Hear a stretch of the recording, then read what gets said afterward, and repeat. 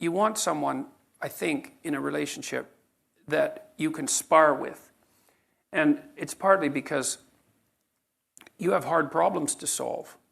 And if the person that you're with isn't willing to put forward their opinion, then you only have half the cognitive power that you would otherwise have. And hopefully you find someone who's interestingly different from you, like not so different that you can't communicate, and you have to be careful of that, but interestingly different, and then hopefully they have the ability and the will to express their opinion, and then, well, then it's, then your interest stays heightened, and there has to be that tension in a relationship. People think, well, I want to get along perfectly with my partner. It's like, no, you probably don't. You just get bored, and then you go looking for trouble.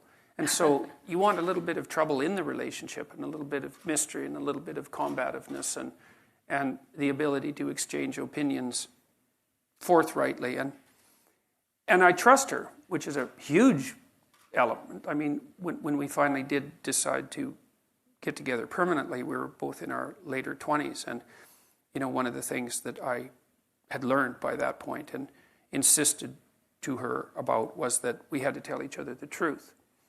And she took to that wholeheartedly, and for better and for worse, because truths can be harsh. Does that include, does this outfit make me look like that? Yeah, well, the truthful answer to that is I don't answer questions that are likely to get me in trouble. Yeah, so... I have a son who will answer honestly, and it's infuriating, but then I realized if you want the truth, talk to Tamara. I'll tell you. Well, that's the thing, it's useful to know. The truth is empowering. Truth tellers are charismatic, and actually both my sons are brutally honest, which is disconcerting. Yeah.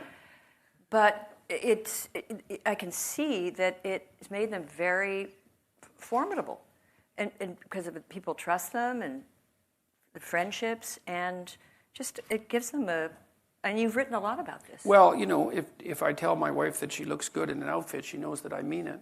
Yeah. And so there's some utility in that. And then if you're silent and say, I don't answer questions, that she goes and changes it. Well, sometimes, she'll say, do you like this? And I'll tell her that I don't. And that doesn't necessarily make her happy in the moment. Right. But if I do say I like it, she knows that I mean it. And, I actually like her sense of style a lot. So it turns out that 90% of the time it's pretty easy for me to say, look, I think you look great, and mean it.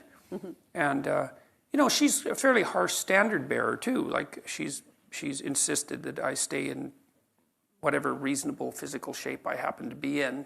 That was something that she's very demanding of. And I would say that it's the same from my side.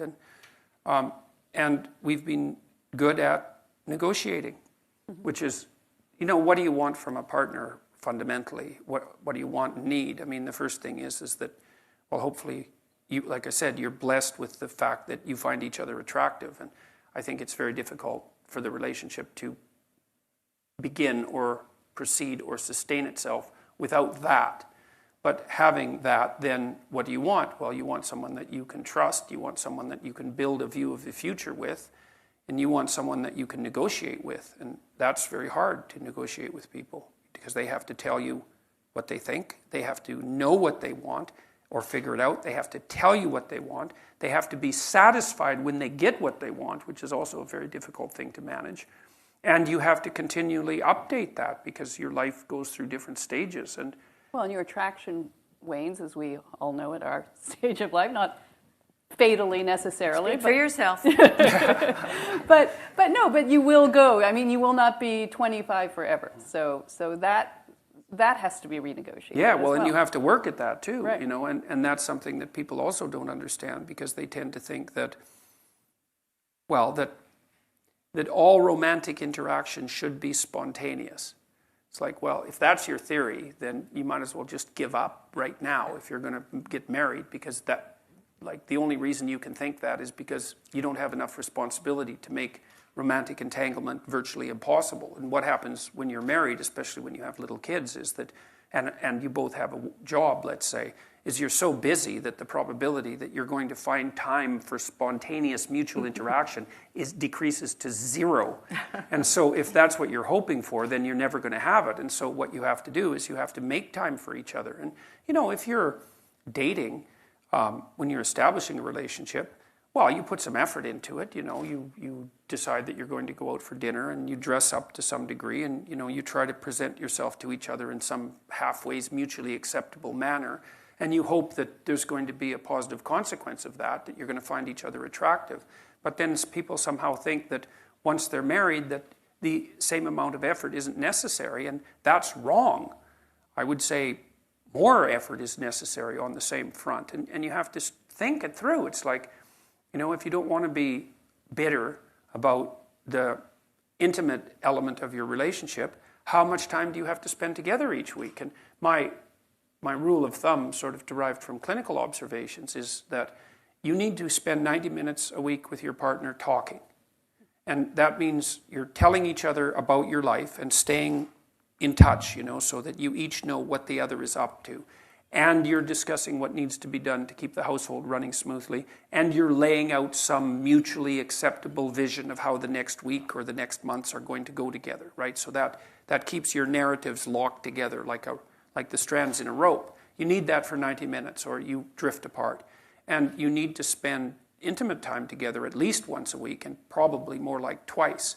And that has to be negotiated. And if you don't negotiate it and if you don't make it a priority, then it won't happen in all likelihood. And then, well, then you don't have it. And that's a catastrophe because there's not that many things in life that are, intrinsically, what would you say, engaging and meaningful and pleasurable and also bonding, all of that. And if you let that go, then, well, part of you dies and part of the relationship dies. And, well, then there's always the possibility of becoming attracted by alternative entanglements, which you would do if you had any spirit left, right? I mean, that's the thing is if your relationship at home is entirely unsatisfying sexually, what are you supposed to do with that? Nothing? You're supposed to just bear it? I mean, in one way, the answer is yes, because it's your marriage. But another way is, well, what, that's all the fight you've got in you? You're going to just let the erotic element of your life die and accept everything that goes along with that because you're not willing to cause a bit of trouble to ensure that it's maintained? And, and we're not very good at thinking these things through consciously. And people are bad at negotiating, period, as far as I can tell. But they're particularly bad at negotiating things that are deeply private. How much do you want your partner to know about you anyways? It takes a lot of trust to have a real conversation about what you need and want.